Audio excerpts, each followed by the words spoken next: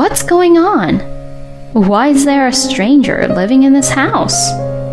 I questioned my husband, Drew, who was standing there. Then, my husband said something unbelievable. You and I divorced 2 months ago already. What? What the hell do you mean? Oh yeah, I almost forgot to tell you, but I also sold this house. Excuse me? What on earth is this person talking about? But looking at my husband's triumphant look, it seems that Drew really thinks that there is nothing wrong with what he did. Wow, you know nothing at all, do you? My name is Lisa. I am 35 years old and I work for a company. I have been married to my husband, Drew, for almost 3 years now. We met at a matchmaking party, and my husband aggressively approached me, and from there, we started to go out. We continued to date and go out at a steady pace, and ended up getting married. When I got married, my dad was very happy. This was because I had been living alone with my dad since my mom died when I was 16 years old. My dad had told me that since I had just started work, I should live on my own and enjoy my 20s. But seeing the lonely look on my dad's face when my mom passed away of her illness, I couldn't really leave him all alone. So that's why I remained at home and lived with my dad for some time after I started working. Still, as I entered my 30s and people around me began to not only get married but also have kids, I began to feel bad about ending up without showing my dad being a bride or his grandkids. Therefore, I started stepping out to meet people at parties. My father was very moved when he saw me as a bride. I wish your mom could have seen you like this. I almost cried when he said that. After the wedding ceremony, I started my newlywed life with my husband. I was enjoying my married life, thinking that my next goal was to have a child and show my father the face of his grandchild. My husband and I were in love in the beginning of our marriage, and since we both worked, we supported each other while sharing house chores.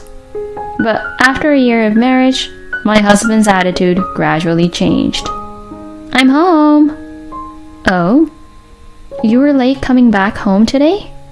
No, I came home on time as usual. And you haven't made dinner yet? It was the day my husband was in charge of cooking dinner. But my husband suddenly says something surprising. I'm not going to make any meals anymore. Excuse me? I mean, isn't it strange for a man to do house chores anyway? That's not true. In this day and age, there is even a term called house husbands, and it doesn't matter what gender you are to do any of the house chores. People are getting too carried away by the media. Usually, women are better at cooking, so it's best for them to cook, right? No way. I do love your cooking, you know. Oh, God. You're such a pain in the ass.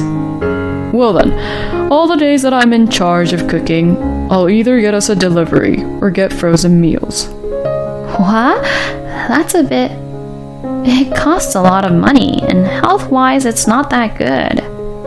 Then you cook.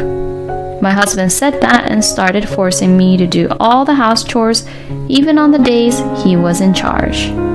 He was kind to me when we first got married, but why has he turned out this way? Maybe this was actually who my husband was. I'm not really sure, but I wasn't thinking about getting a divorce yet.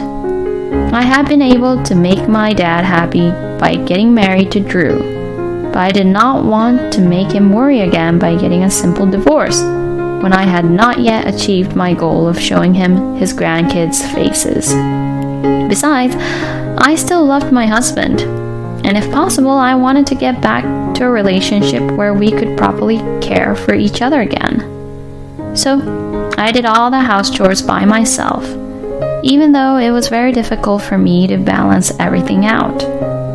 My husband and I are both full-time employees, and we are in about the same position in terms of earning income and having the same responsibilities. The time we leave the house and the time we return home is not much different. So, of course, we split our living expenses 50-50. Yet, my husband seems to think that he is superior. He seems to assume that the man is absolutely superior back at home. After 2 years of marriage, my husband has become a complete chauvinistic husband. I'm home. You're late. Hurry up and make dinner. I've been working late, you know. Can't you at least help me cook a little? Huh? I'm home being exhausted. Besides, housework is your job as a wife, right? Shut up and get on with it. Being dismayed and disappointed at my husband on how old-fashioned his ideas were, I thought that if I argued further, it would only make me tired. So I had no choice but to cook. From this time on, I gradually lost hope in my marriage with my husband. I doubt that my husband will ever return to the kind person he was when we were first married. I'll never achieve my goal of showing my dad his grandkids. I decided it was time to prepare for divorce, and I decided to talk to Dad about it. I see. I'm really sorry. Dad, you were so happy that I got married. What are you talking about? I'm not saying that you had to get married or that I had to see my grandchildren. As long as you're happy, Lisa, I'm happy.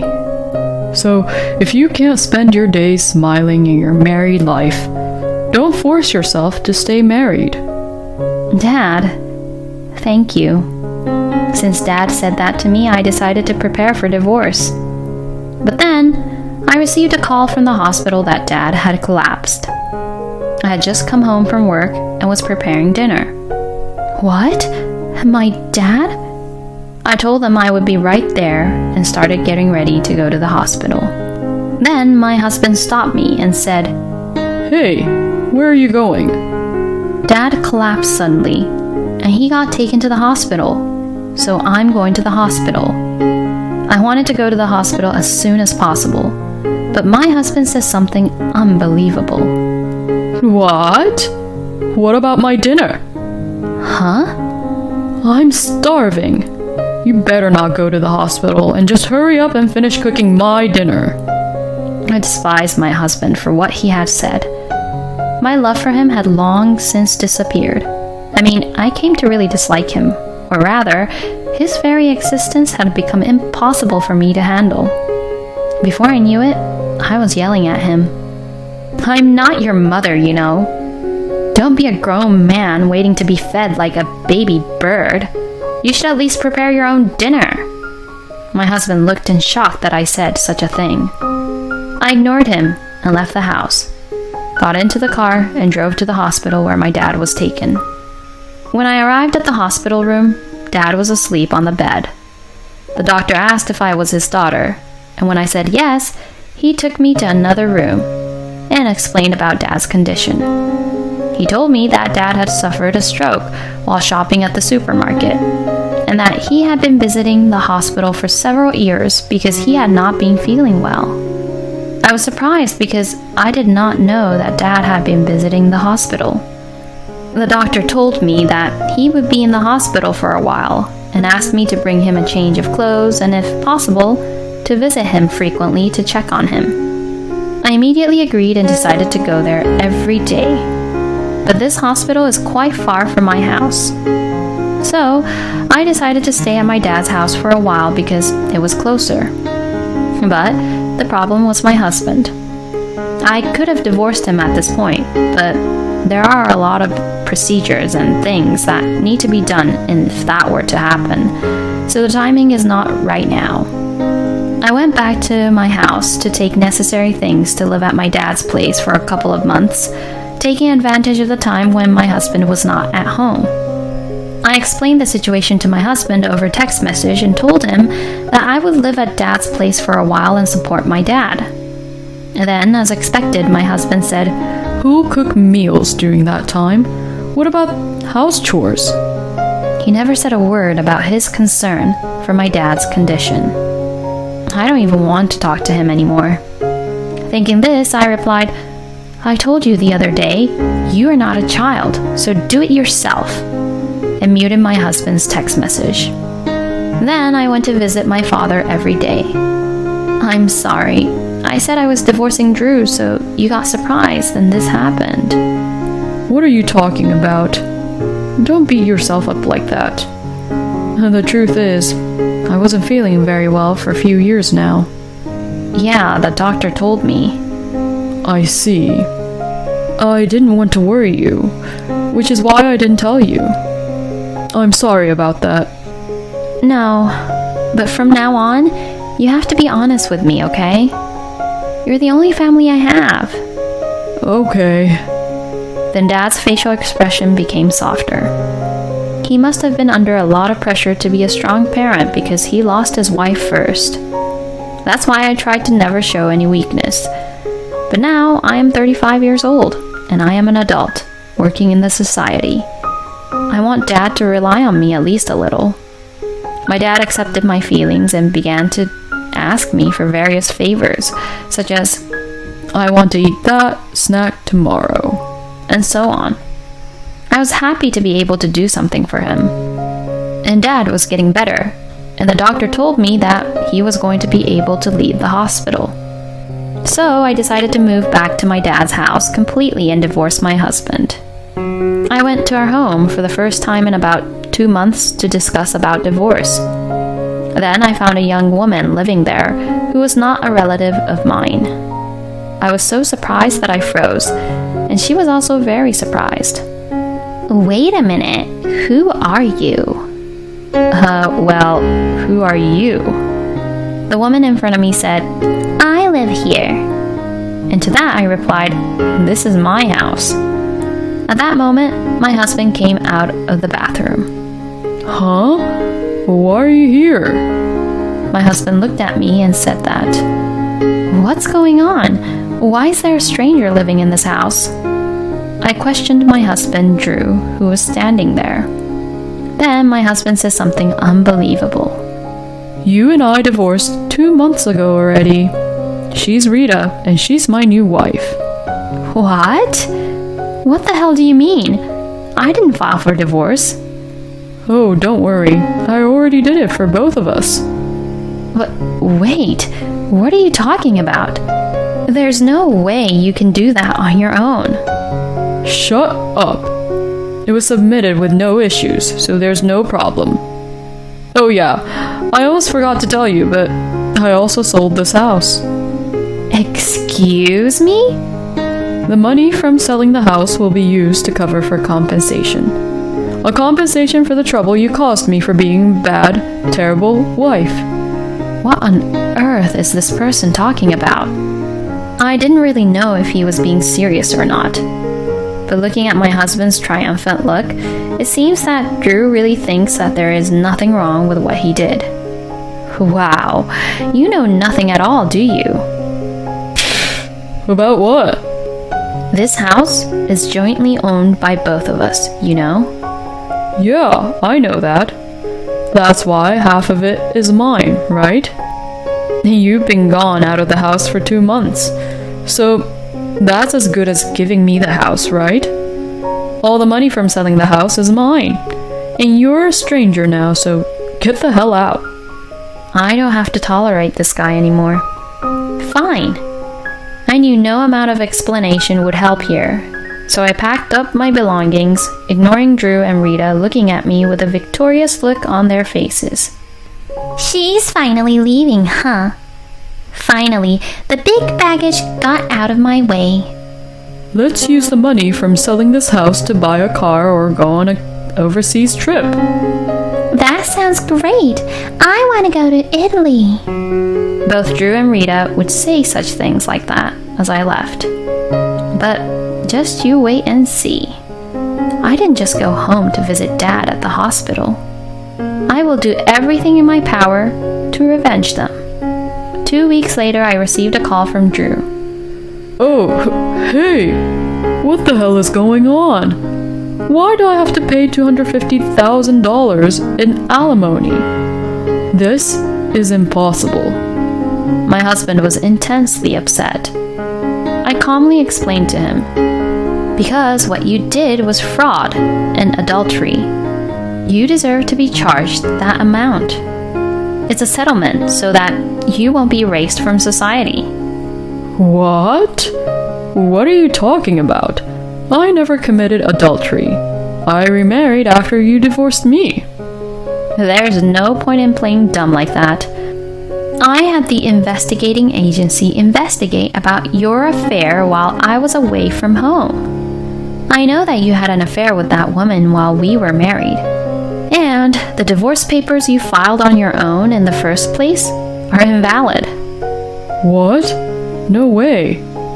Drew apparently really thought that the divorce papers were valid. But since we have proof of Drew's affair, he understood that he would have to pay alimony. The crime of submitting the divorce papers without permission is also known as a forgery of a private document. In other words, it is a complete crime. If I file a proper notification to the police, you will be a criminal. Excuse me?